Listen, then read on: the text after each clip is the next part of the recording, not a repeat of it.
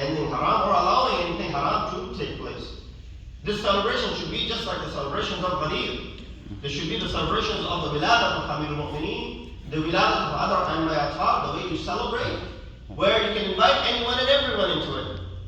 Young or old, from your own, from outside, anyone can come and take part in these celebrations, and nothing would be of a sense where person feels offended. Therefore, rejoice, not by committing anything haram. I'll recite a hadith from Imam Ali ibn Musa Allahumma salli ala Kunu zaynan lana wa la takunu shaynan alina. He said, be an adornment for us with your actions and not a source of embarrassment and shame. Be a source of adornment with your actions and not a source of embarrassment and shame for us. Meaning what? When we do something, it should be something which does not embarrass Imam. It should be something which does not bring shame upon Imam. Allahumma salli ala. This hadith is in Al-Kafi, volume 2, where these hadiths, of course, because of the context of it, there's no question of the authenticity of it. This hadith encourages followers to act in ways that bring honor to Ahl-e-Bait and to avoid behaviors that would bring them shame and disrepute. That's something what Imam is saying as far as this hadith is concerned. Are such behaviors an adornment for the path of Ahl-e-Bait, which are done usually in the mahafil of night? Are these actions the result of true knowledge? If these types of ceremonies were truly born out of the love for the Prophet's family, they would not be tainted with forbidden acts, disrespect, and indecency. Does the heart of Bibi Fatima Zahra, who embodies modesty and chastity, rejoice with these actions, or do they cause her sorrow if these things are being done? And I'm not going to allude to what are those things.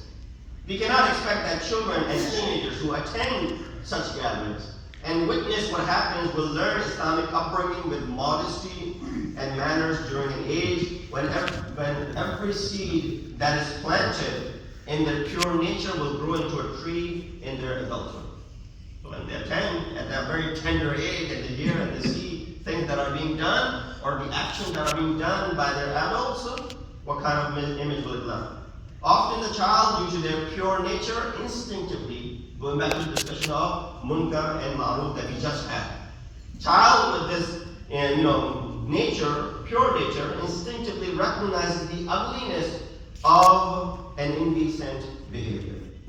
And worse yet, when recalling these actions in adulthood, may think that foundation of their beliefs is equally meaningless, because those things that we were doing in those mahafil were meaningless as well. Thus, by lowering the values of faith to the lowest of the level, which happens, by the way, in these sort of mahafil, the very basis of their conviction will be weakened when they grow older. This is just nothing but amusement, nothing but making fun and mockery. And for example, if these things are allowed on a particular day, then that means they're allowed on other days as well. There's no such thing as رُفِعَ الْقَلَمْ عَنْ أُمَّتِي ثَلَاثَةَ أَيَّامٍ, that my ummah, there's no sin upon them for 3 days. We talked about that hadith in the Shahadat Majlis, that anything or everything is permissible and you will not be held accountable, which goes directly against the ayat of Quran, which we had recited the other day. Let's look at Ma'ruf in Quran before I jump back to the conclusion. Ma'ruf in Quran invites us to Ma'ruf in every area of our life. Every time, every aspect, every level. Not that there are exceptions to this rule.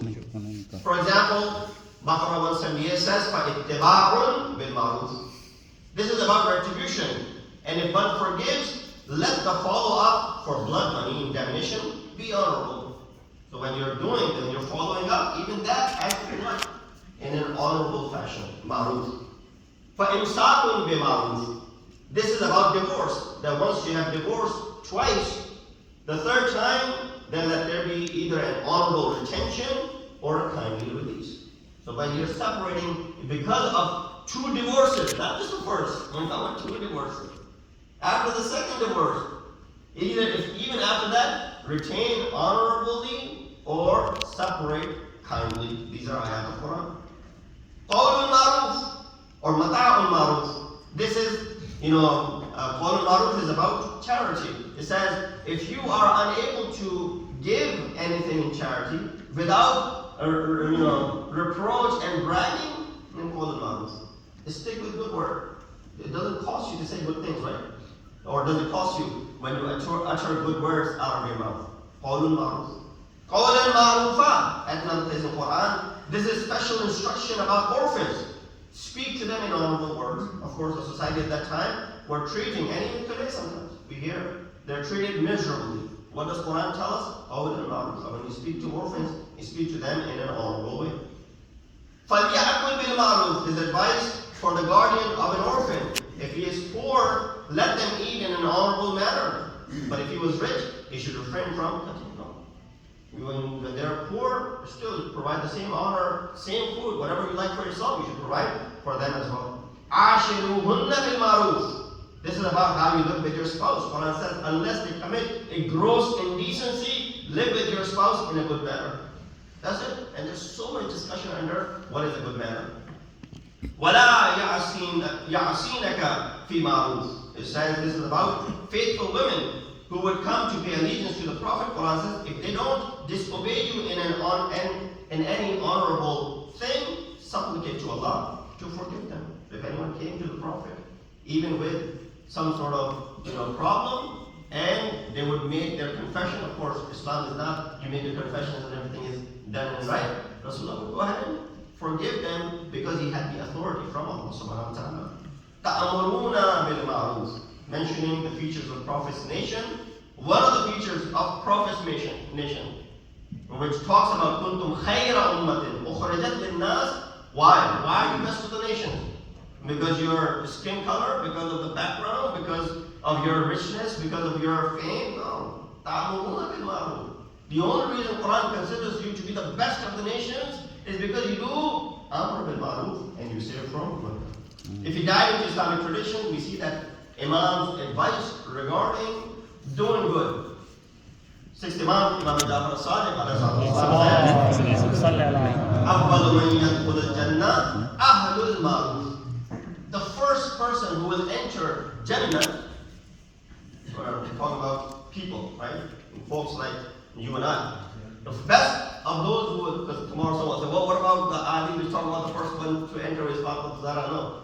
Forget, they're a separate category. We're talking about people, you and I. As fallibles, we make mistakes. It says the first person who enters the Jannah is the one Ahlul Ma'ruf, lives a life of goodness, righteousness, act of goodness, even to those who don't deserve it. Bear this in mind. Carries benefit for the doer. And so, but this person doesn't deserve it, but it is beneficial for you if you do good deed to that person. Imam Hussein was asked about this. Is an act of goodness wasted if done for those who don't deserve it? He said, ليس كذلك. ولكن تكون الصنيعة مثل وابل المطر تصيب البر والفاجر. That's not there. It isn't wasted. An act of goodness is like the blessed rain which reaches both good and bad. If it rains on a desert and produces nothing, it is not considered rain's fault. Rain did what it has to do. But rain cannot be, discriminatory or prejudice that I'll only rain over here and I won't rain over this. Imam said, no, when you do good deeds, do it to everyone. Whether that person is good or bad, it doesn't matter. You still get the reward for that. Bringing you back to Night of Rabiul Awwal, the first discussion about it and the last discussion about it. Tabarra. Tabarra, what is tabarra? Sometimes these things are misunderstood, so I thought it would be important that we discuss this. Tabarra is disassociation. Disassociation is a part of the branches of the religion. When you teach your kids, the last one, tawalla and tabarra, or tawalli and tabarri, both are used. So it must be defined within the religion itself, not by you and I. Who should define tabarra to us? Religion. Allah told us, right? These are usul, these are furu. Usul are these, furu are these. Furu are explained in this way. When salat is explained by Allah subhanahu wa ta'ala, or Quran or Hadith that this is how you pray, then tabarra is also explained by Allah subhanahu wa ta'ala. Quran and Hadith that this is how you do tabarra. You cannot go ahead and include an extra rakat in salat, can you? We're going to pray Jummah 2 rakat. The Molana 2 is too little. We've come from an hour away. Can you make Jummah to be 5 rakat? Because we've traveled so much. The same way you can't add any extra rukun to the salat because it'll make it invalid. Same thing when it comes to tawalla or tabarra. If you add something from your own pocket, that act of worship and wajib ibadat is then wasted. So it is part of the branches of religion, so it must be defined within the religion itself. And its etiquette should be explained by the religion, how it should be done. In Ziyad Ashura, we find the same thing, which is the pinnacle of the disassociation from the enemies of Ahl-e-Bait. What do we read? Allahumma la'an awwala zalimin zalama haqqahu. This is the pinnacle of la'an and tabarra that we learn from Ziyad Ashura, which by the way is, according to our belief, Hadith al-Qudsi taught by Allah subhanahu wa ta'ala. Then it reaches 6th Imam, then who teaches. It was not revealed in the time of Rasulullah, it was revealed in the time of Rasulullah, but it was not revealed for the public. Not made known to the public. Known to the public in the time of 5th and 6th Imam. What does it say? Allahumma la'an awwala zalimin zalama haqqa Muhammad. This means that in sending la'anah to the enemies of the religion and those who usurp the rights of the Prophet and his family, we follow the example of Imam themselves, not from the deviant or the misguided movements. Right? Only Imam can teach us how should we go ahead and do tawalla and how should we go ahead and do tabarra. It seems that instead of engaging in baseless and destructive actions, presenting the facts of history will reveal the greatness and the righteousness of the Imams. Their path cannot be proven by actions that go against the methods and the practices of Masumina and Sallallahu. If we go ahead and make our own way of explaining and doing things which are not reflective of what Imam's teaching would be, let alone presence of Imam at the time. We talk about Fail Imam, Qawl Imam, Taqreer Imam. We have the Qawl of Imam. We have the Fail of Imam. But if Imam was present over here and he saw us doing those things, you think he's going to put a stamp of approval on it? He said, Pesh Imam would not put a stamp of approval, let alone Imam is Imam right all the time. In today's world, where any gathering can be recorded with just a smartphone, it is certainly damaging to Shiism when vulgar and degrading behaviors are published on websites and social networks in the name of Shiaism. These are used as a pretext to kill many innocent people around the world. And therefore, I would urge brothers and sisters that while we rejoice on this 9th of Rabiul Awwal, we have the right to celebrate. This is the day, first time in the year 66 after Hijrah, 5 years after the events of Karbala. For the first time, we saw a smile on the face of our fourth Imam, a smile on the face of Muhammad Hanafiya, a smile on the face of many of the family members who had suffered a great deal in the battle of Karbala and after the events of Karbala, things that had happened. This is the first time they rejoiced. When they rejoice, what we do, we rejoice with them. When they are sad, we are sad with them. But we should do it the way, as I said in the beginning, when we celebrate 9th of Rabiul Awwal, it should be celebrated like we celebrate Al-Qadir, the way we celebrate Eid al-Fitr, the way we celebrate, for example, Molana, the way we celebrate the Wiladat of any other Imam, where we can invite anyone and everyone, and there would not be any shame in doing so. We ask Allah subhanahu wa ta'ala to give us the tawfiq and ability to follow the commands and teaching of Ahl-e-Bait and hasten the reappearance of our Imam. In that hadith, وأفضل قول كتاب الله وبالله من الشيطان الرجيم. بسم الله الرحمن الرحيم والعصر إن الإنسان لفي خسر إلا الذين آمنوا وعملوا الصالحات